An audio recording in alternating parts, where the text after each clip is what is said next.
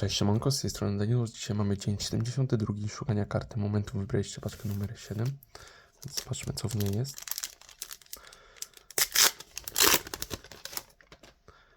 Mamy logo Interu Mediolan, FIFA Club World Cup Council,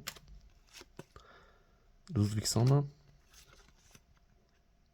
Hyunwoho, Kai Havertza i ostatnią kartą jest Dominator Mohamed Salah. No niestety nie wleciało nic fajnego, ale zostawcie łapkę w górę i do następnego odcinka. Cześć.